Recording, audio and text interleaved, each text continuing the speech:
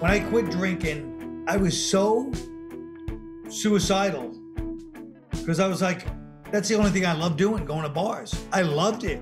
So I was like, now I'll do comedy because I said I have nothing to fear. That's my biggest love of my life is gone, drinking. I have nothing to lose. Hi, I'm Mayim and Bialik. Welcome to my breakdown. This is the place where we break things down so that you do not have to. It's Mayim and Bialik's breakdown. She's gonna break it down for you because you know she knows a thing or two. So now she's gonna break down. It's a breakdown. She's gonna break it down. Mayim and Bialik's breakdown is supported by Athletic Greens. We love Athletic Greens over here. I like Athletic Greens because I'm the kind of person who used to take a gazillion, million, 100,000 pills. That's the scientific number. It's giving me heartburn. What is Athletic Greens? One delicious scoop of Athletic Greens means you're absorbing 75 high-quality vitamins, minerals, whole food source superfoods, probiotics, and adaptogens to help start your day right. It's lifestyle friendly, which I love because I'm vegan and a lot of times things like this are not. AG1 is a small micro habit with big benefits. It's a thing you can do every day to take great care of yourself. Right now, it's time to reclaim your health and arm your immune system with convenient daily nutrition. It's just one scoop in a cup of water every day. To make it easy, Athletic Greens is going to give you a free 1-year supply of vitamin D, which is super important for your immune system and so many things, and 5 free travel packs with your first purchase. Just go to athleticgreens.com/breakdown, athleticgreens.com/breakdown to take ownership over your health and pick up the ultimate daily nutritional insurance. Mayim and Bialik's breakdown is supported by Air Doctor. You are very excited about Air Doctor. I'm going to admit something. I have purchased many air filters in my life, which is no surprise to Mayim. From being exposed to like LA air and the forest fires that happen, I'm telling you, we got this thing and we turned it on. It is so quiet and I feel so much better. I can literally go into that room that it's in and feel a difference. You do love it. A professional quality HEPA air purifier is recommended by leading medical experts as an effective way to reduce airborne germs and viruses and protect your home.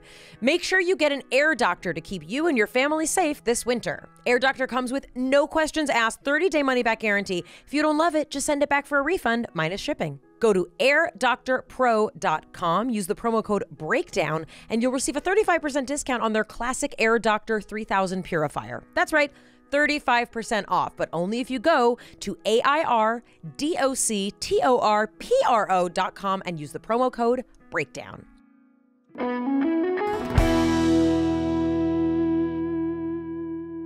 We've got a good one today. Very, very significant comedian, also an actor and an author, Colin Quinn. He is indeed one of the most beloved voices in comedy. But first, one of the most beloved voices in podcast world, Jonathan Cohen.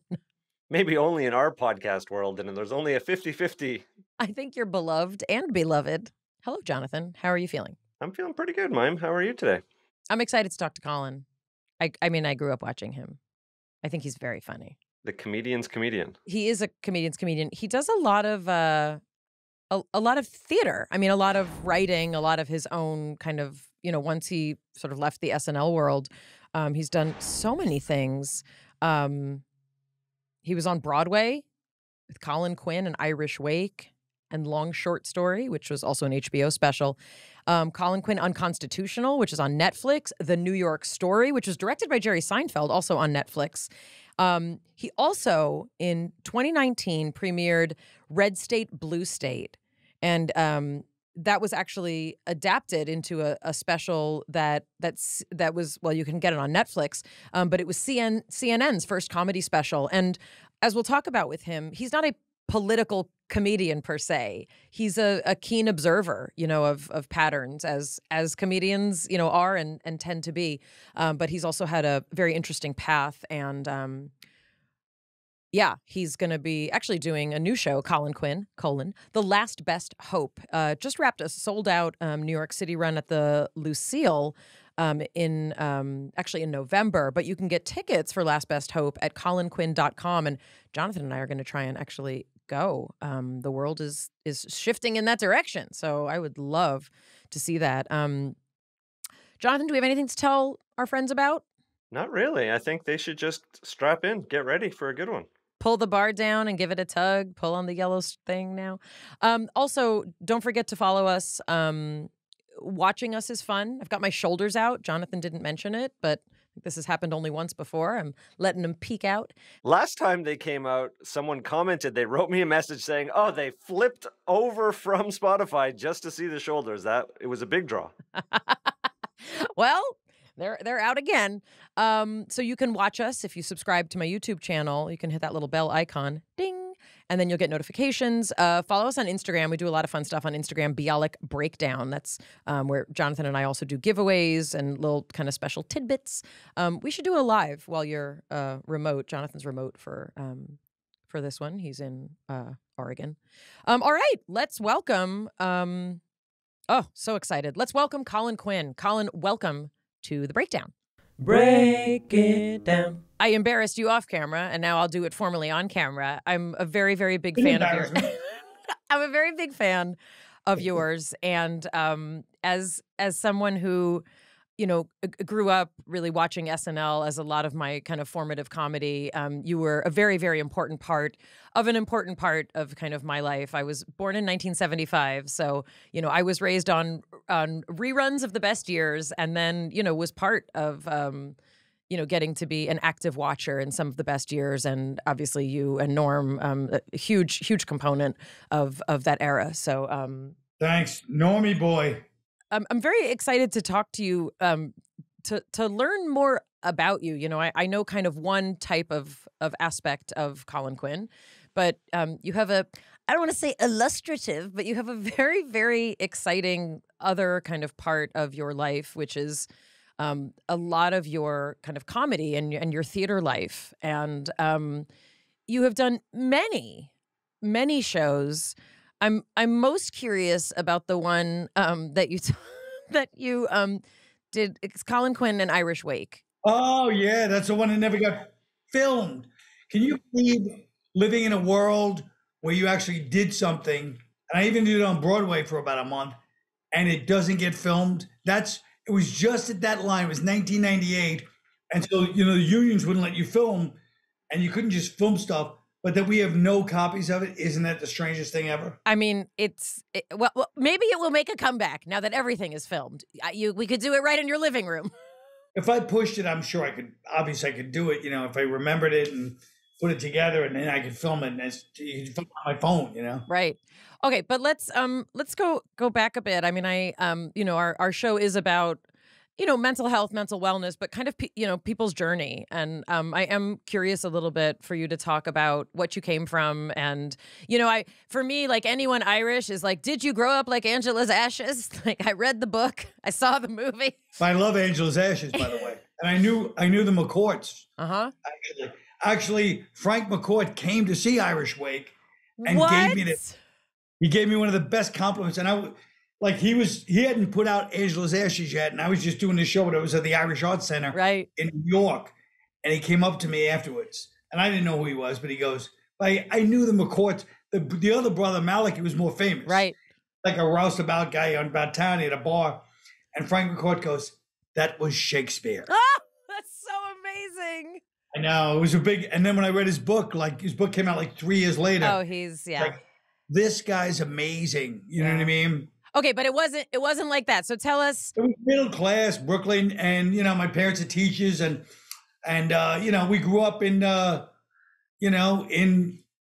in Brooklyn in the 70s. So there are a lot of there was a lot of typical Irishish stuff, but intelligent. Like my family's smart, and we read a lot. And Irish Wake was a combination of all of those. Compilation of the Brooklyn, growing up in that time. You grew up in Park Slope, is that right? In Park Slope, yeah. And it was a shifted neighborhood and very, very wild neighborhood when I was a kid. Wild. Yeah, well, those were some great and incredible times in New York. Jonathan always thinks that I'm a Brooklyn person because that's he's Canadian, so we forgive him. But my parents are from the South Bronx, and they were born during World War II. So a very, very different time. My mother was raised in a tenement house, and my parents, my mother was a native Yiddish speaker, back when the Jews and the Irish were, not allowed a lot of places. But usually when people hear that I have any accent, they assume Brooklyn. But Jonathan, can you tell the difference between how he talks and the way? Not so much. It sounds the same to you. It's pretty close. Okay. They're close. The difference is, to me, is that people in Brooklyn speak quicker, and people in the Bronx cut off their words more than in Brooklyn.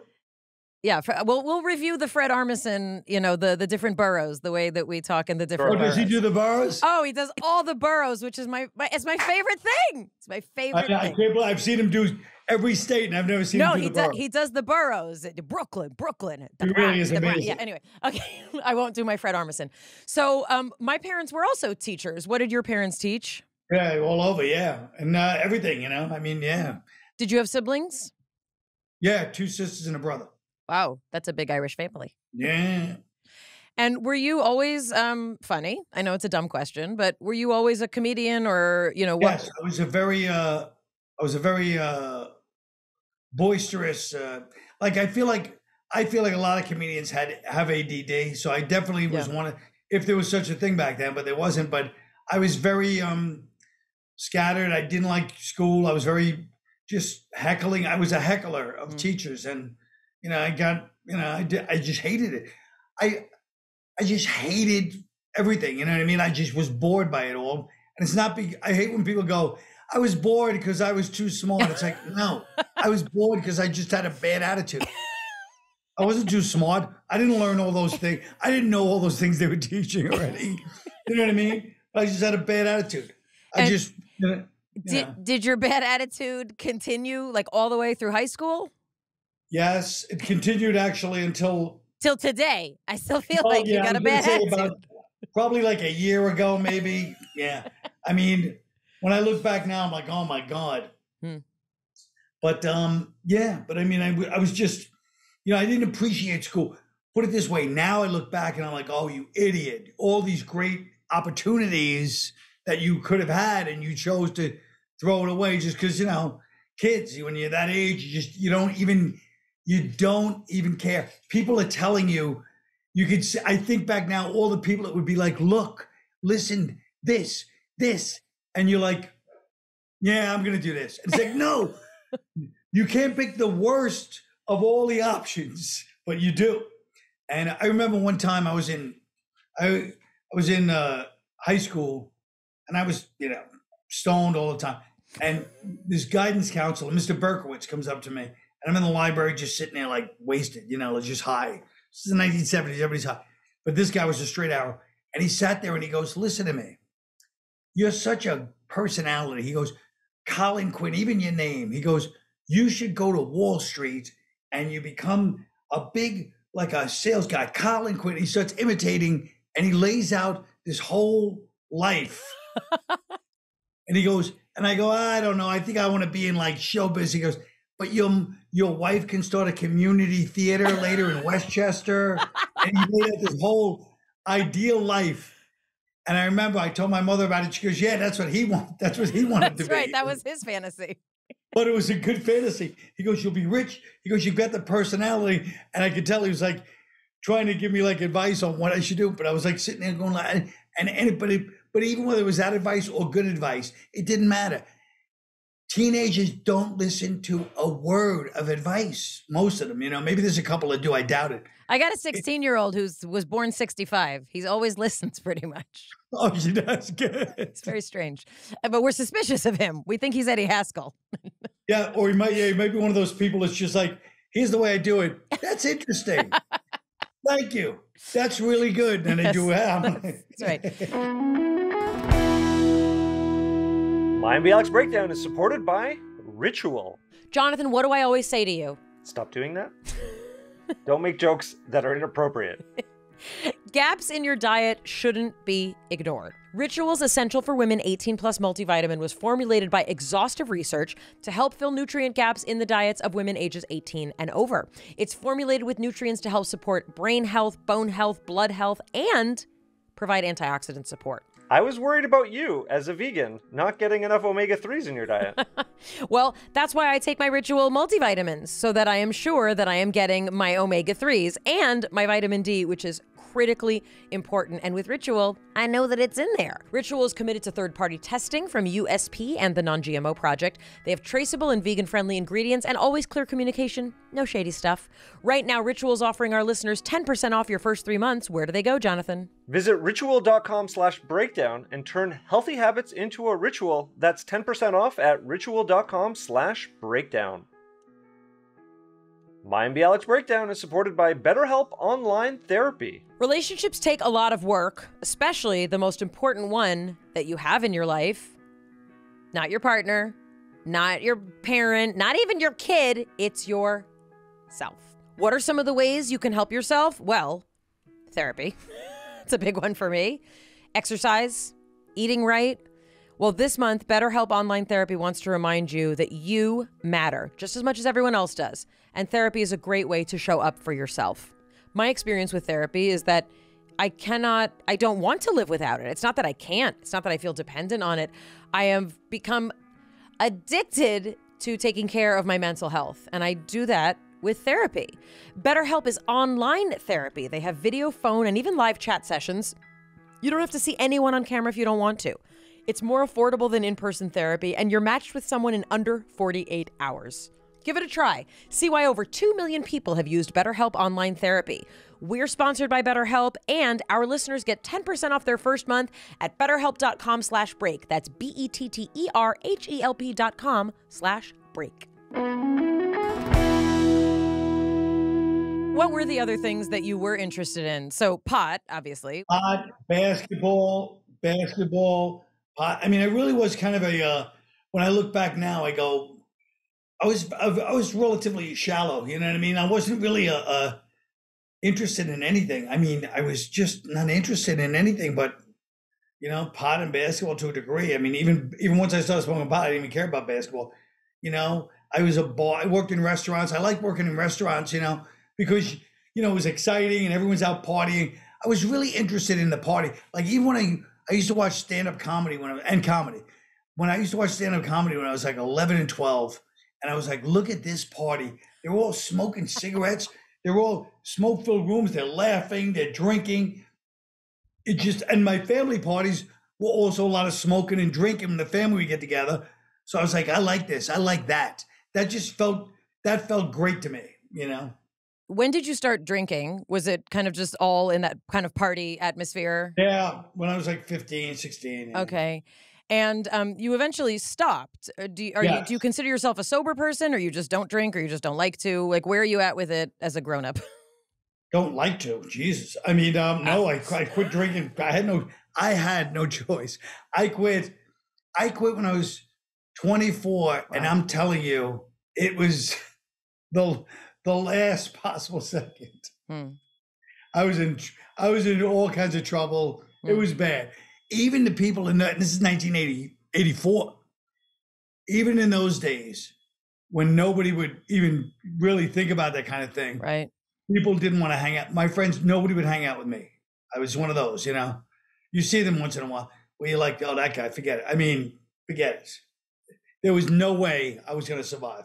I wake up in the middle of the street all the time, somewhere else, Obviously, there's a very strong, literary and theatrical tradition of your people, of Irish people. Yeah. And often that is paired, with a real need for whatever that is, and alcohol is a depressant, and sure. Yeah. I'm wondering, were you aware, like, at the time, what it kind of did for you? Like they say, first drinking is fun, then it's fun with problems, then it's just problems, right? What did it do when it was fun?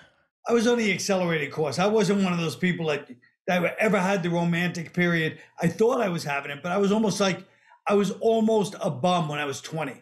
I mean, I was sleeping in the Bowery sometimes.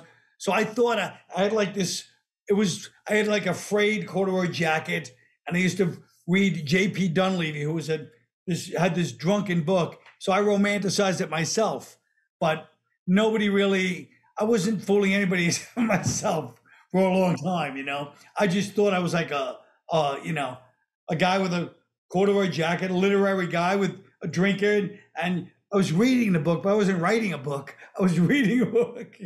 So obviously I had, what I thought was happening, what was happening were two different things. Common problem for everybody in life.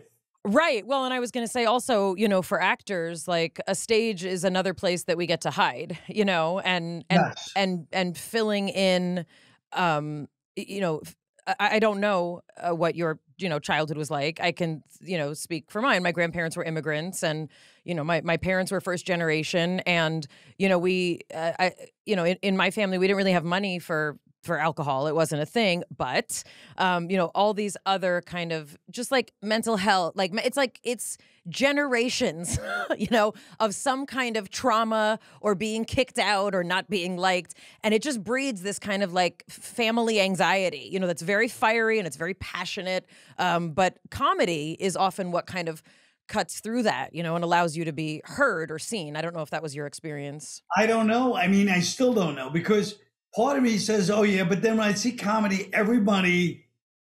it just seems to me like people are born comedians or not.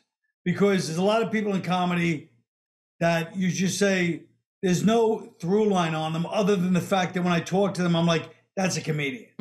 You can just, something about the way they're thinking, even though it's not the way I think, but it's a comedian's way of thinking. It's really a weird thing. But I mean, I guess everything's like that. But like my younger brother, like we all played sports all the time, but my younger brother was like an athlete just because they move a different way and they just jump and they're faster and there's something stronger about them. And it's the same with comedians. When I talk to these comedians, I'm like, oh my God, like that's just the wrong thing to say. Why is that so funny? And they're not trying to be, like it just blurts out and you're like, oh God, we have really something wrong here, Well, Mark Maron and Jerry Seinfeld have an interview where Mark is trying to get Jerry to dissect what makes someone funny. And he's like really trying to psychoanalyze it and quantify it. And Jerry's just like, people are funny because they're funny. And Mark really struggles. He's like, okay, that's oversimplified. And he's like really trying. And Jerry at every point is just locking it down and just won't go there. And it sounds a little bit like your perspective too, in that, Mayim and I are a little bit like, well, there's people's pain and converting and like, we're trying to have some formula, but fundamentally it's like you're either born with that ability to have that instinct or not. Well, I think it can be both. But I mean, yeah, for example, like people always like, well, when they talk about comedy, they're like, they have to be speaking their opinion on some subject. But it's like, you take a guy like Mitch Hedberg.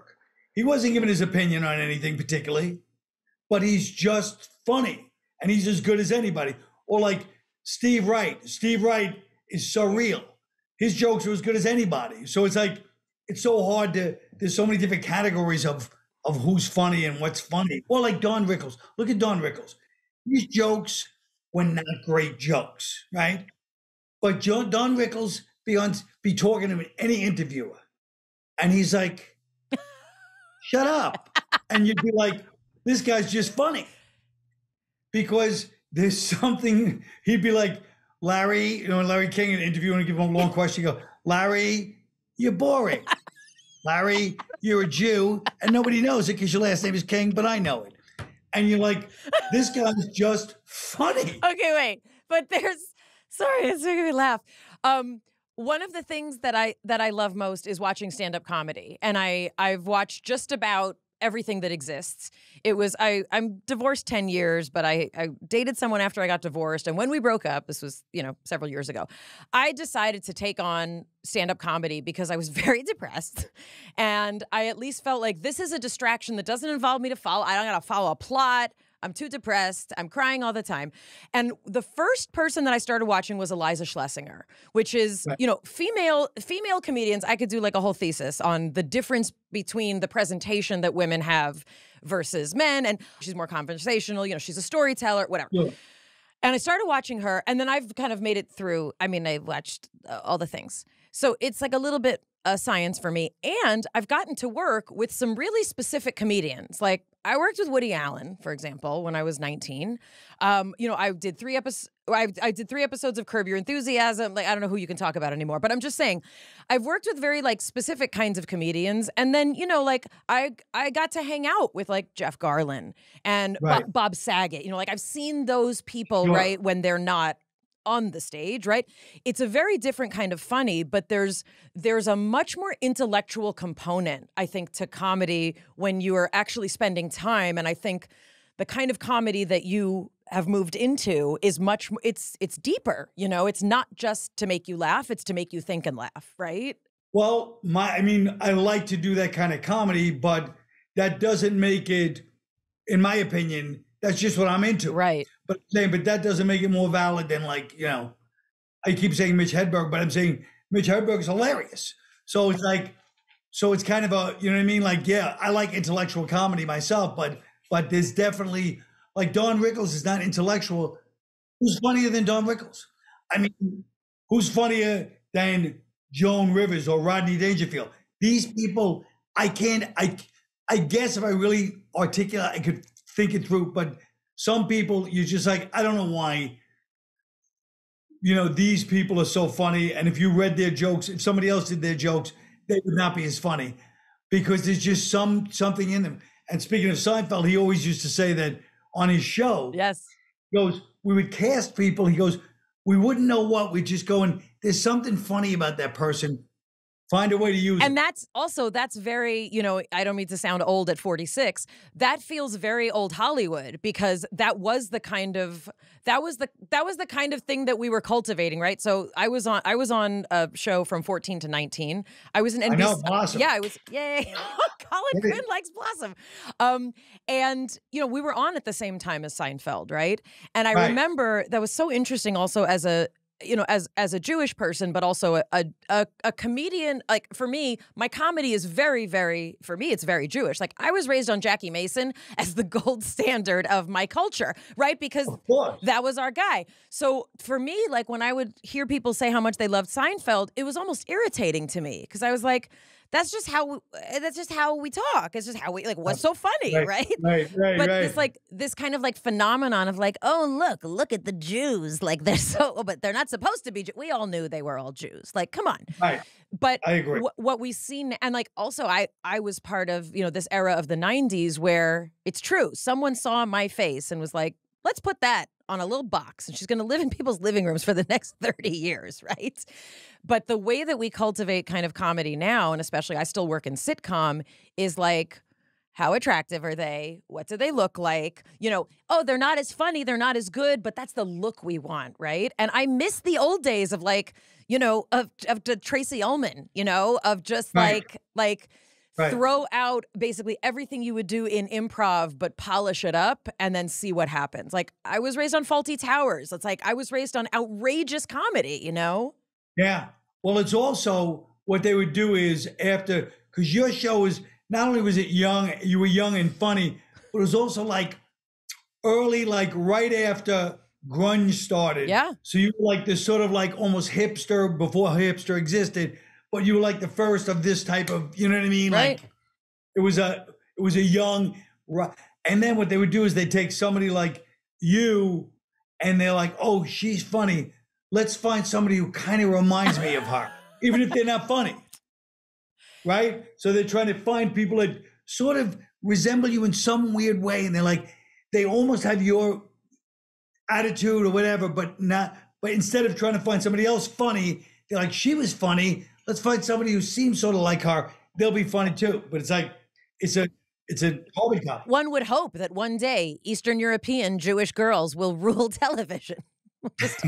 So once you finished high school, what was your path like? I mean, were you like, I'm going to just give this a shot? Like, I was working in restaurants and then I quit drinking. What happened was when I quit drinking, I was so, talk about an Irish stereotype.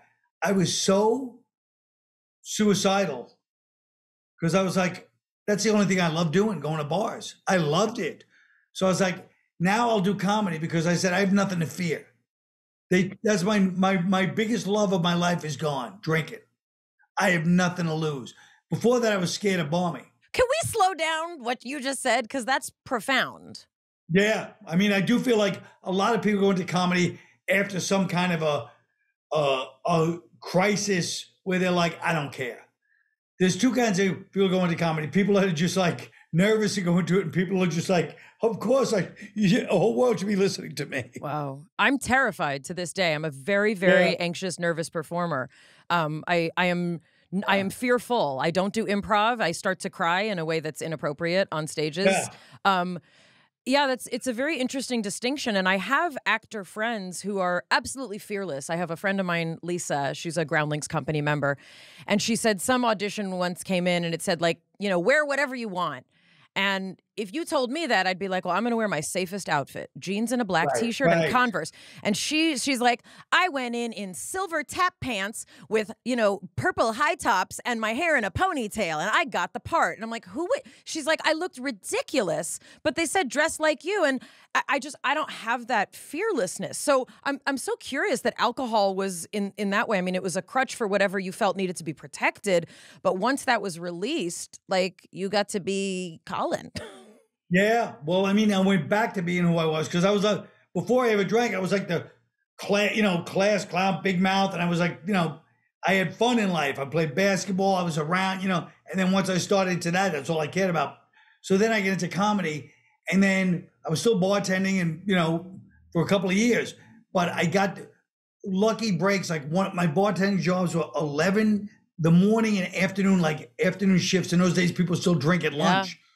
So I was this afternoon, evening bartender. My spots weren't until 11 at night, so I could actually sleep a little late in the morning. It couldn't have gone better as far as what I would want. It was really amazing. I was very lucky that I got a job like that. My Bialik's Breakdown is supported by Best Fiends. I go hard with Best Fiends. What level are you on, Mayim? I'm on level 1412. 1,412. What is Best Fiends? Best Fiends is a mobile puzzle game. Anyone can download it. Anyone can play it. Whether you have a few minutes or a few hours, it is a wonderful puzzle game. It's really fun.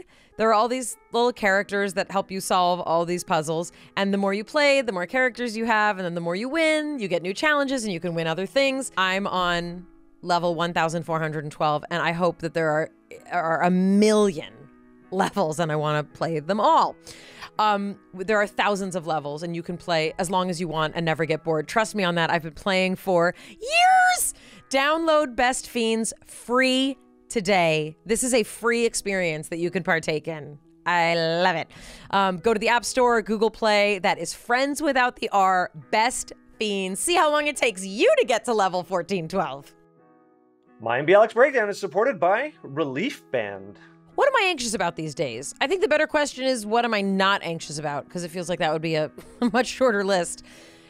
I recommend checking out Relief Band. It's the #1 FDA-cleared anti-nausea wristband that has been clinically proven to quickly relieve and effectively prevent anxiety-induced nausea and vomiting. Relief Band works by stimulating a place in the wrist, a nerve in the wrist, that travels to part of the brain that controls nausea that is caused by anxiety or can be caused by other ailments. It essentially blocks the signal that your brain is sending to your stomach, telling you you do not feel well. I have a kid who gets sick in the car. That's who the Relief Band goes to in our house. Relief Band makes a great gift for any time of the year, and right now they have an exclusive offer just for our listeners. Go to reliefband.com, use promo code BREAKDOWN, and you'll get 20% off plus free shipping and a no questions asked 30-day money-back guarantee. That's the best offer that you'll find for Relief Band anywhere, but you've got to use our code. Go to RELIEFBAND.com, use the promo code BREAKDOWN for 20% off plus free shipping.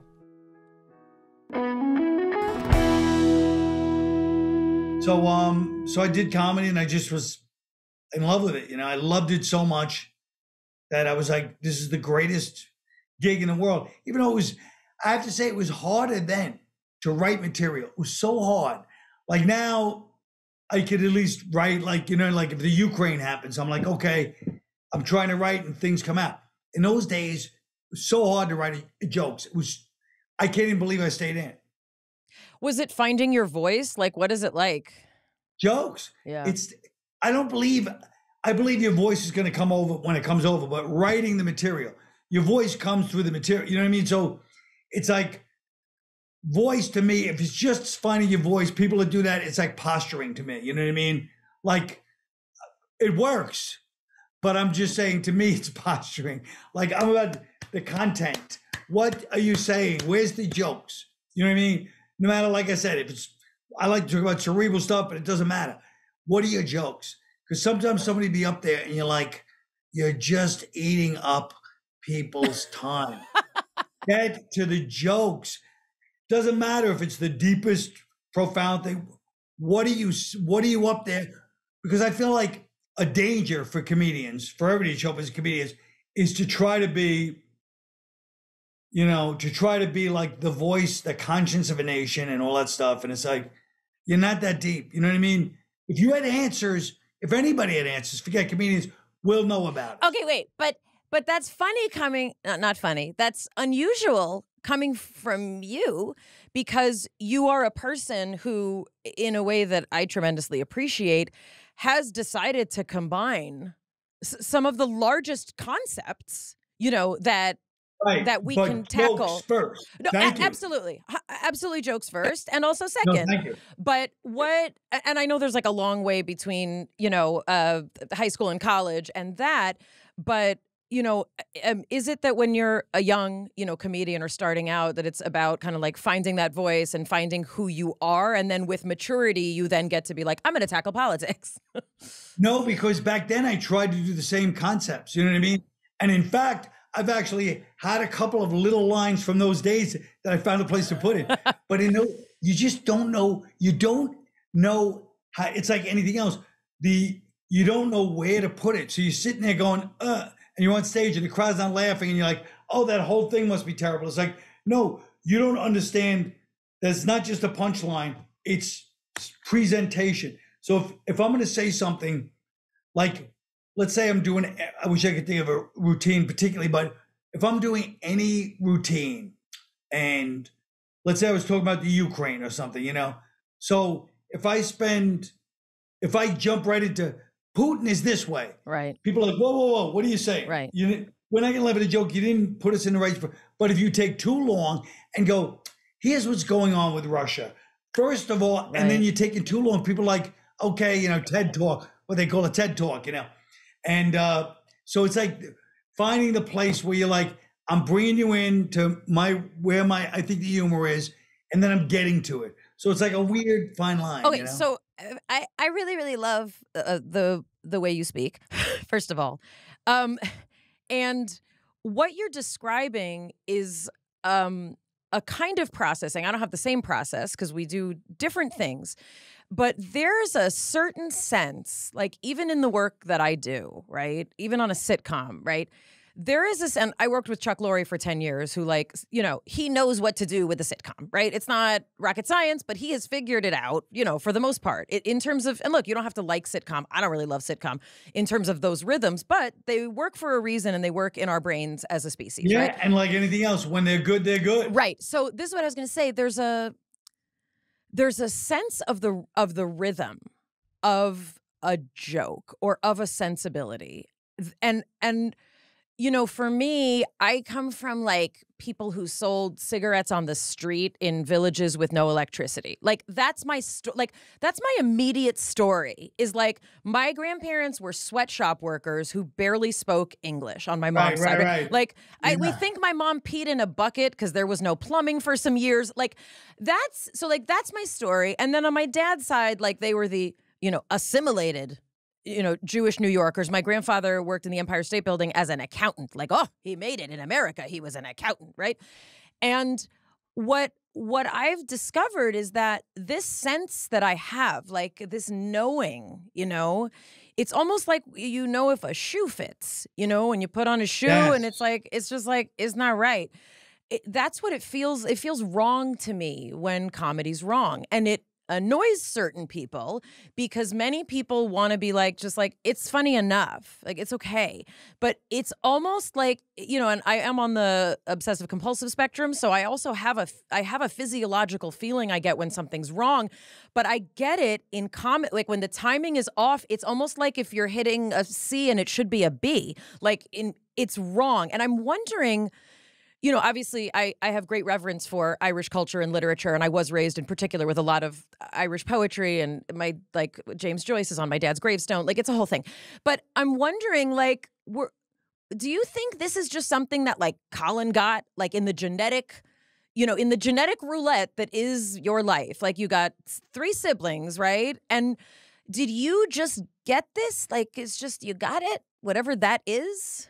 Whatever that part is. But they're all, like my brothers and sisters and my cousins are all like funny, like I feel like there's a certain Irish mentality that there's a humor like Jewish humor. Yeah. There's an Irish personality like that's funny. There's something about, like humor in general is one of the big, obviously generalization, but is your angle on things. So if I'm talking about Putin, what's my angle that's going to be so funny? You know what I mean? And same thing with Jews, Irish people, Black people. What's your angle on this? And so with Irish people, there's just this, I don't know what it is, but it's a very corner of the mouth kind of attitude that just makes me laugh. Well, where they're just like, and my friend Harry O'Reilly, who's an actor, very funny guy. And one time when I first met him, he grew up in Marine Park, Brooklyn, with an Irish thing too. And he goes, what about these guys? He goes, you go to them, hey man, I really feel like, my girlfriend, like we're broken up and I'd like to get back together. And he goes like this.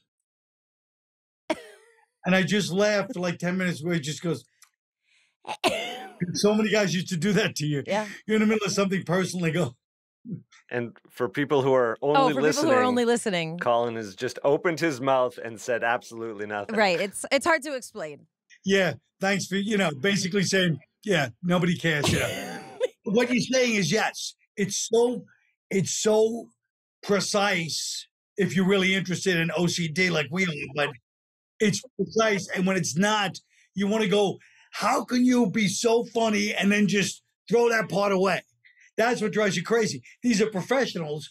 They've done it before, and now they don't care to try to repeat that level. I was raised in Los Angeles, but I was raised by very recent transplants. Like, my mom was 9 months pregnant when they moved. They were living in Manhattan at the time. And I was raised, to speak like a New Yorker. I was corrected for my pronunciation. Like, I was taught that the word quarter is water with a Q. Like, that's how you say. And I was corrected and admonished. And, I say they raised me like it was the 40s in LA. We played hit the penny. We played stickball. Like, I don't know why they raised me like we were in a tenement house. Right. I mean, it was close where I grew up, anyway. But what I was going to say is there's something very specific about, New York people. And in particular, and I say this, you are a very special person and a very special comedian. You can meet people that look like this guy and that talk like this guy, and they're in policeman uniforms, and they're standing on the corner, like they're walking their beat, and they talk like this. Like, you meet firefighters that you think should have a stand-up show, and they're not comedians. There's a sensibility in particular to this era of Brooklyn, and also, Irish Brooklyn and kind of Irish New York in particular.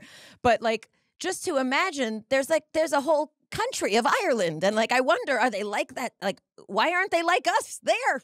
Well, they're more Irish people are really funny.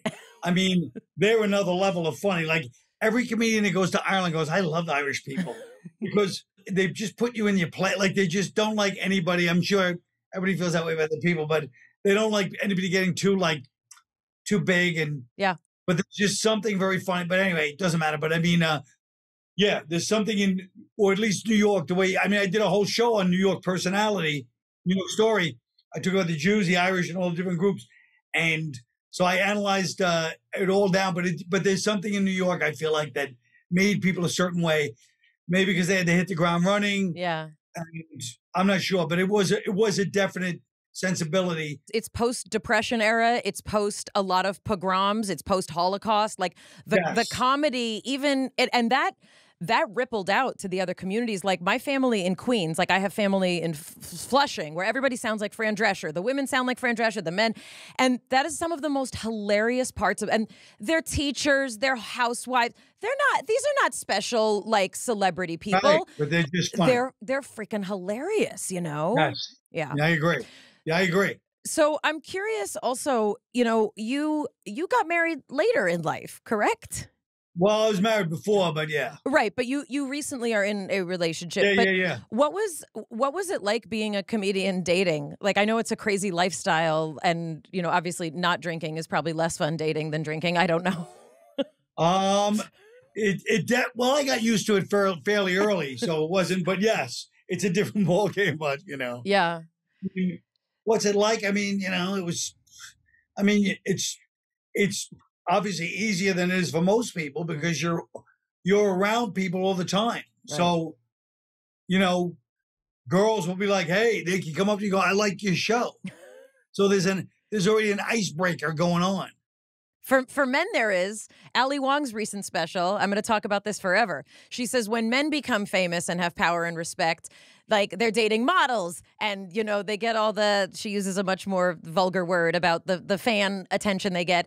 And she said for women, it's like the prospects go down and it's mostly stalkers. Like it's not, when a woman gets power and respect, she said it's a very different game. I think for comedian, Chelsea Handler talked about this, Sarah Silverman's talked about it with us, you know. Right. Well, I guess it is for them, yeah. Right. There's also a difference on perspective. Mm-hmm. So they call them stalkers. We wouldn't care. What does Eliza Schlesinger say? It's only sexual harassment if he's not attractive. Right. It's like, sorry, it's terrible. She said it first, not me. I know, but that's the kind of humor that right. is funny because, you know, when you go to see comedy, you used to expect a certain kind of like transgress, you know. Right. And so now people are just worried, you know. Yeah. Well, yeah, that part of comedy is like, well, yeah, so I guess tell us about sort of what you consider, I guess, your break. Well, I've had several breaks and I've sabotaged a lot of them if you want to talk about mental health. I mean, I was on MTV, that was my big break, and then after that it was like nothing. So I was on MTV. So tell people what you did on MTV. I mean, I grew up when MTV first started, so. It was a game show, and I was like the sidekick, but it was very big in the late 80s. I mean, we would go down the streets in Midtown or wherever we were and be flooded with like 80 kids, and everybody over 23 would go, "Who are they?" We didn't know who we were. It was the weirdest thing. You'd walk in one store, people over 23, they didn't know who you were. Under 23, they go, "Ah, the Beatles," you know? And then, so it was crazy, you know? So then I get all these opportunities to be auditioned for TV shows. So I walked in there, and you would have thought, you know, when I walked in, you would have thought, speaking about mental illness, you would have thought, if it was today, it would have been like, when I entered, you would have thought Martin Scorsese, Leonardo DiCaprio, and like Oliver Stone entered the room. That's how I used to walk in. Like they would ask me, "What do you think of our script?" I go, "It's terrible. I'll fix it for you.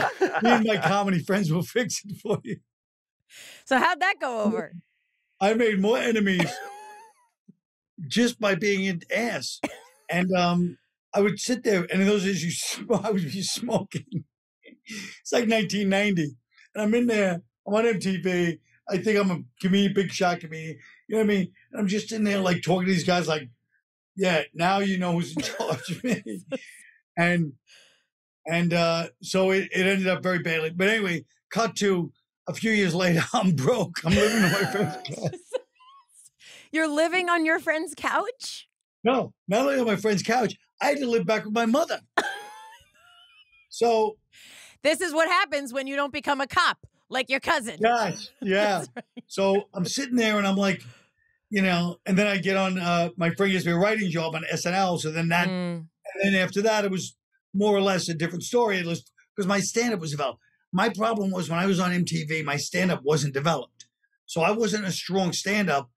And even though, so I couldn't really just keep doing stand-up. It wasn't working that well. So I was doing it, but I wasn't, getting gigs because I would bomb so much. And so that got in the way of my development, but it was a good lesson for me in some ways, And how was your time? I mean, I know it's like it's its own, topic, and I'm not looking for gossip or anything, but generally speaking, what was your time like? I mean, SNL is, this is this, extremely iconic and important, aspect of the best of times. It was the worst of times. Right. You know what I mean? It was we all went in there at the beginning of a fresh slate, and everybody, I can only speak for myself. I brought my dreams, expectations, attitude problems, and, defenses and everything else there. So that's what I brought. So it went great. And there were people, we loved each other, but everything, like any dynamic, things happen. And, it took me years to realize my part. And that's the only part I could really speak to. Although, obviously we all like to speak to everybody's, but I would say I definitely knew how to sabotage pretty well. Some things I've done that I would not call sabotage. I would say I did what was for the right reasons.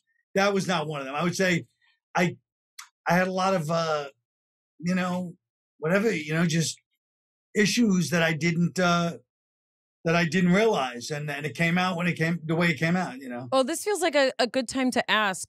Stopping drinking or whatever it is that we fill it with whatever. Meaning, you can be a workaholic. A lot of people stop drinking and take up, being a full-time, manager and controller, which is my favorite thing to be. Sure. But I'm curious, did you have like support around stopping drinking? Did you do 12-step? Did you go to therapy? I don't really talk about 12-step stuff. I'm like real old school. I will say I did not do it on my own. Yeah. Okay, got it. As someone who I've spoken openly about, I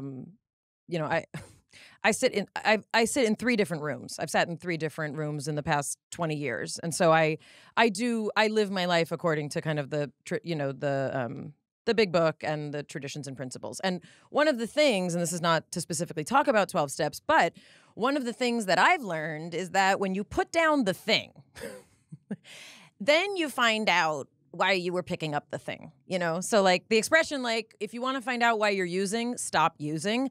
That's true of food. It's true of alcohol. It's true of sex. It's true of pot. It's true of other narcotics, but it's also true of obsessing, controlling, codependency, seeking validation.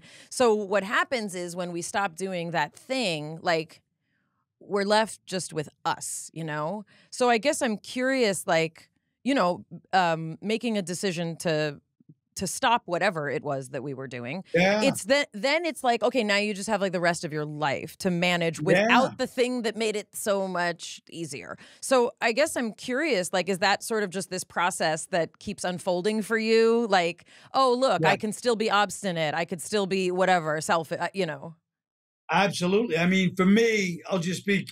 My thing was, and I'm sure it was no secret to people that were close to me, because I felt like I was very stealth. Because people would say, "You're so like normal. You're so down to earth.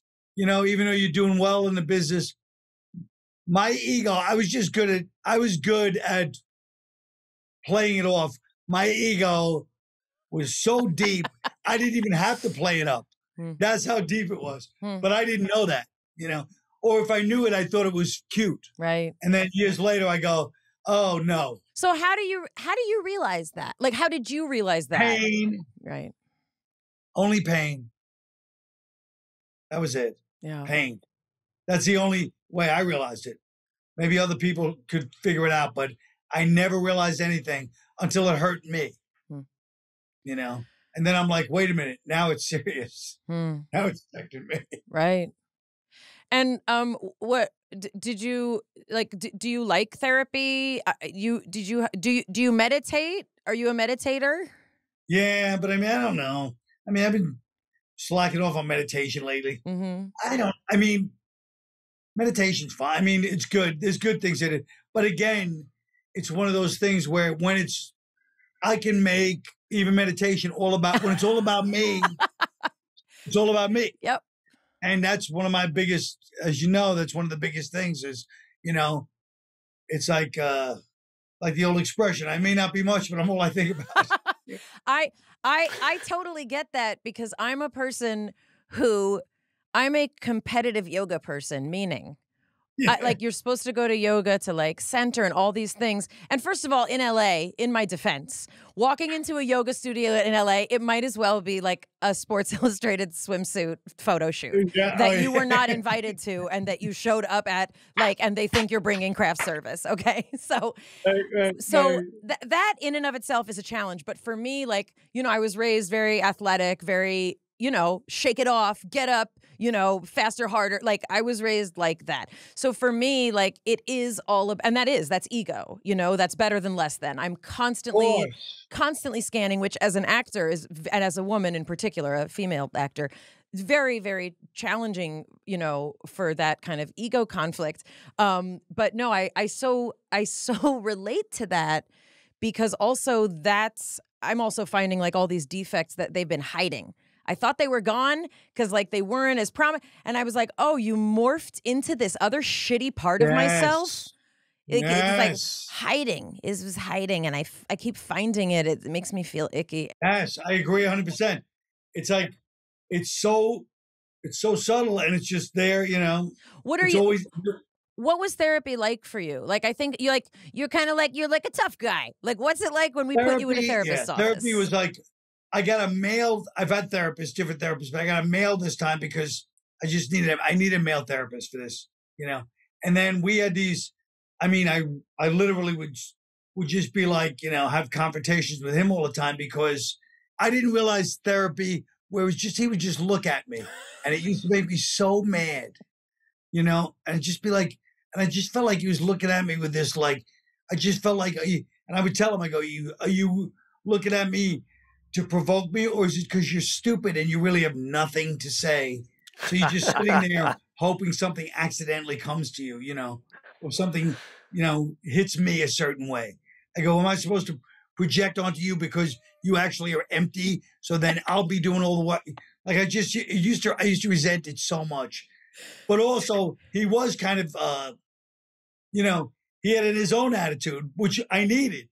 I found, but it took me a few years to really appreciate the fact that, he was saying, look, there's only one, the short version is there's only one asshole me and you can do anything about around here. That's you. You're paying so we can fix one dickhead. It's not somebody outside this world. You don't pay so we can fix the world. So I was like, it's one of those lessons you keep learning. And you just keep learning in different forms, Well, and I think also, they say, you do with your therapist what you do with everyone. So, the fact that, also I'm just picturing, if I were on the therapist side of it, the fact that, me looking at someone might cause them to say those things. It's oh, this person came in with a lot of, a little bit of a chip on his shoulder. Well, here's why I did, because when my friend turned me on to him, and goes, this guy's a Jungian therapist. So I said, this is going to be great. It's going to be this symbolic journey with all these symbols. And really, it was just somebody going to me yeah, you said you did this, but then you did this. And I'm like, what? So what? Where's my, you know what I mean? Where's the shadow fucking mysterious shit that I want to learn here? Sorry. I'm sure he was thinking about the shadow mysterious shit. Oh, I brought it up to him too. I go, where's the fucking, after a year, I go, where's the Jungian? I go, what's Jungian about this? He goes, do you know a lot about Jungian therapy? I go, well, but I read a young book. I go, what the fuck? I don't see any of that stuff. He goes, that's not what this is. I go, but you're the big Jungian therapist. You're like, if I pay extra, can you write up some shadow shit for me? Because I wanted that to be quote unquote, the drug, where I'd be walking around in this mystical state. And he used to tell me, this is it. He goes, this is all there is in life. He goes, this is it. He goes, there's nothing coming that you think, you know what I mean? Because I had that, I wanted delusion, anything to get out of, boring. When I was a little kid, I used to hate being bored so much. I used to just sit there and go, this is misery. Just sitting there with nothing going on. I was like, I used to hate to go in like the country. I hated the country because I was like, oh God, because everybody talks like takes 10 minutes and everything's very slow. And then you're waiting for the and you're like, holy shit. And then, so I wanted life to be, I wanted it to be like a yacht, like a Coke-filled yacht, where I wanted to be endless party, So I'd like Jonathan to weigh in here because so Jonathan is an East Coaster. By knowing someone from Toronto, I was like, oh look, an East Coaster, but they're not like New Yorkers. And Jonathan they have has humility. They have, I know. Toronto's a whole different ballgame. And it's like Jonathan, does his speech pattern remind you of me a little bit? Oh, for sure. I mean, there's an impatience there that's tangible. I'm curious how long it took from the realization of, oh, this is all there is to like realize, how did that go from there? Did you settle into that a little bit? Did you fight it? What was the process? Yeah, I mean, I'll still fight it, unless I catch myself, I'll fight it, of course, But I mean, yeah, I mean, it's devastating, but then you're like, oh, like what the imaginary world that somehow I conjured up in my head. Yeah. I remember when I was a little kid watching these like Matt Helm movies with Dean Martin and going, that's the world I want to live in. It was like 9 years old. Like, that's the life, Just everybody drinking and smoking and partying, you know what I mean? That was it. You have a line in Red State, Blue State where you say, we've met the enemy and it's us. And you mean it about, the problems in the US, but I listened to that recently and I was like, oh, that's also very much about our internal process as human beings just to be happy. The difference between our expectations, like we want the yacht versus what actually is. Even the idea of being happy is kind of an expectation. You know what I mean? The word happy is a bad setup. Instead of just being, being whatever it is. You know what I mean? Like, it's like, I want to be happy. It's like, that's already going to be who's walks around all happy, especially nowadays. People are miserable. You know what I mean? Only happy people are like, just crazy people.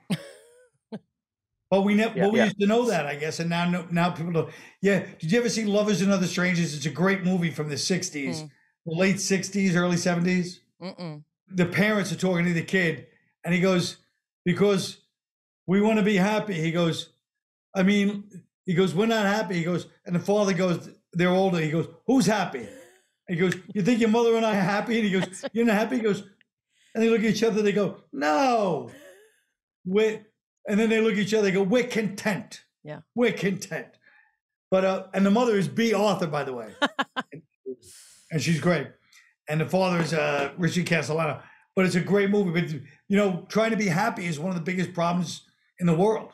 Move the goalpost from happy to generally content. Yeah. I try and aim for serenity, whatever that looks like, meaning right. like even if there's unhappiness, there's got to be a place that inside of me that I can, tap into. Are you a religious person? Like, do you believe in God? Are you spiritual? Was your family? Believe in God, yeah. Okay. Yeah. What's that like? Believing in God? Yeah. Well, I mean, it's like I look at everything and I just go, I guess this is how it's supposed to be.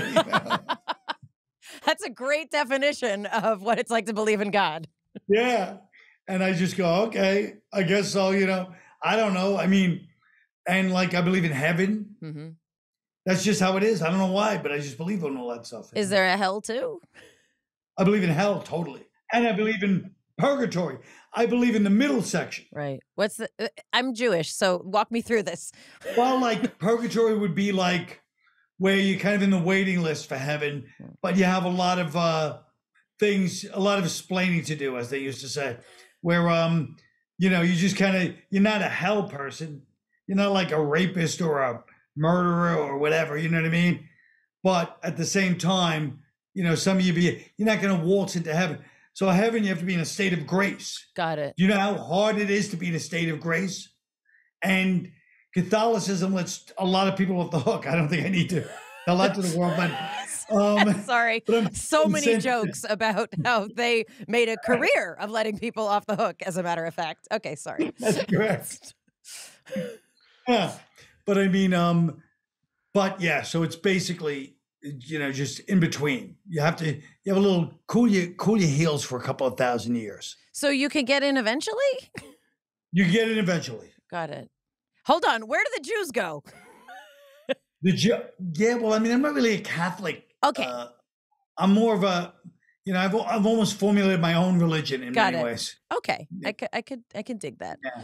I'd love to ask kind of one more thing, you know, before we end. So, I guess I'd like a feeling of a little bit of I feel like there's so many aspects of your career that really feel so, at least for me as an observer, very gratifying, you know, just for, you know, for the path that you've had, especially starting in MTV, like, you know, when it was like this, you know, essentially new kind of medium to, you know, making a presence for yourself on one of, you know, the most iconic kind of comedy platforms, you know, that exist for us.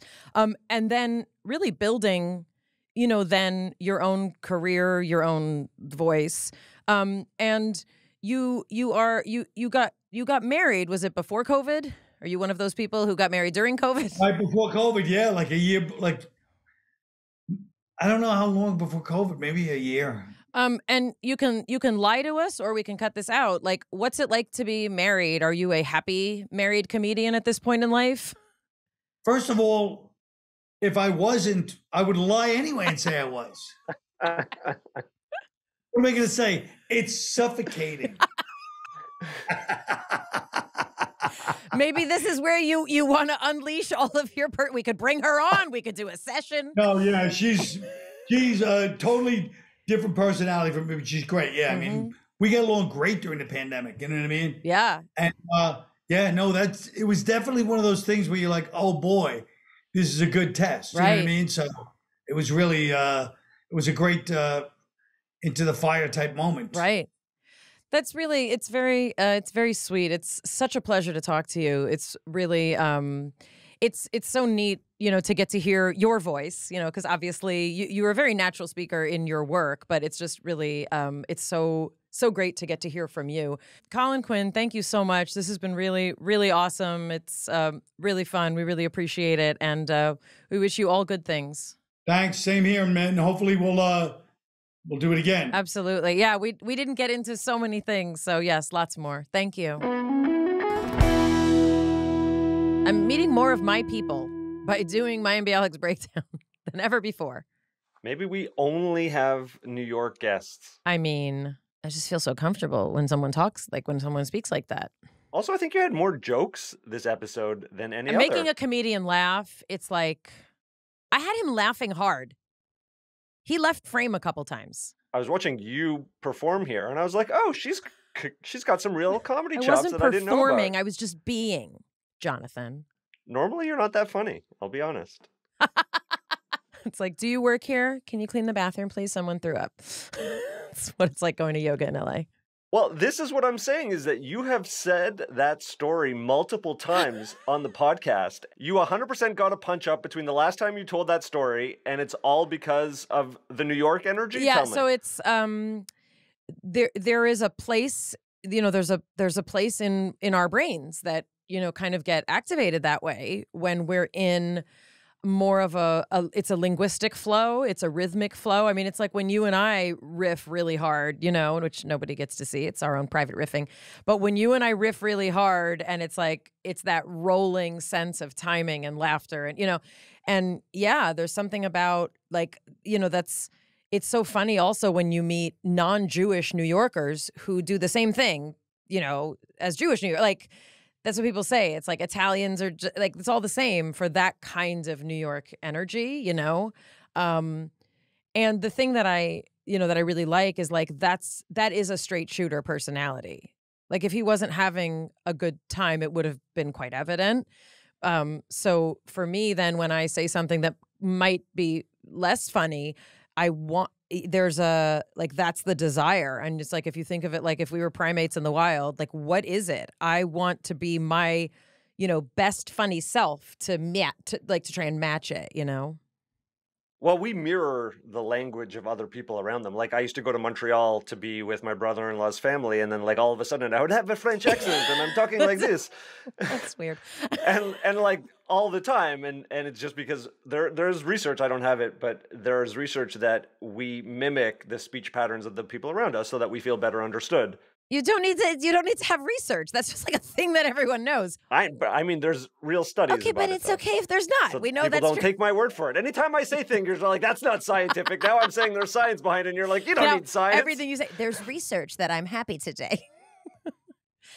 No, when you speak to your family, your Canadian accent becomes, heavier, and you use different expressions. I mean, people say when I speak to my mom, it sounds like a different language.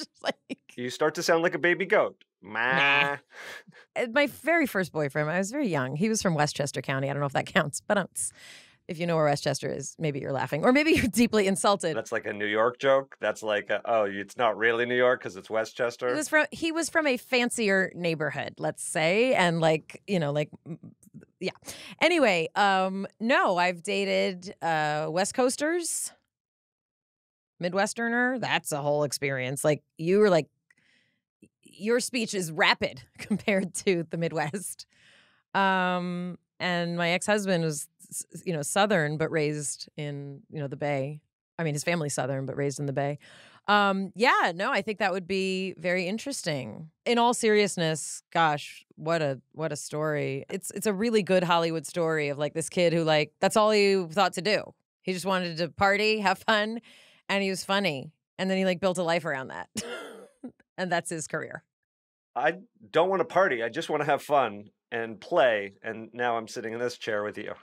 No, but honestly, there were certain things he said about his teen experience that sounded like what you've talked about. Like really I don't want to say wanting to be somewhere else, but you had really great times at summer camp and working, with young people. And I am not a person who's ever said I want a lifestyle that just feels like I'm at camp all the time. That's never appealed to me at all. So when I was in high school, actually junior high too, I would do okay, pretty well in school, mid B's, even A's for pretty much from September until May hit. And as soon as May hit in Toronto, it got so nice outside, I just was could not participate in any type of education. September to May, that's pretty good. Things took a really big dive at the end, though. I was just I hit my wall and I was done. I really also love how he talks about, kind of sobriety, and it's a very specific type of drinker, the one that he described. That's the one is too much and all the drinks in the world are never enough kind of, I thought that was really interesting the way he described it, that he kind of always knew what that was serving. And then it, ceased to serve him, as it were. Want to remind people that he is doing a tour of his new show, Colin Quinn, The Last Best Hope. He was just wrapped a New York run, and you can go to colinquinn.com to get tickets. And I think he might be our last best hope. It was really, really exciting to talk to him. If anyone listening hasn't watched Red State, Blue State, or if they haven't watched A New York Story, I was rewatching a little bit of The New York Story. The New York Story. He has a bit about when Jews come over and they're the first organizers of unions. It's not that they're complaining, but they just want to know if it could be done better. It was very, very funny. Had me I'm laughing really hard. eager to rewatch. Well, I think that was just really, really awesome, and that's our second SNL person we've had on. That's right. Yeah, we've had two. We got into more of the psychology with Bobby. If you want more SNL content, more SNL Irish content.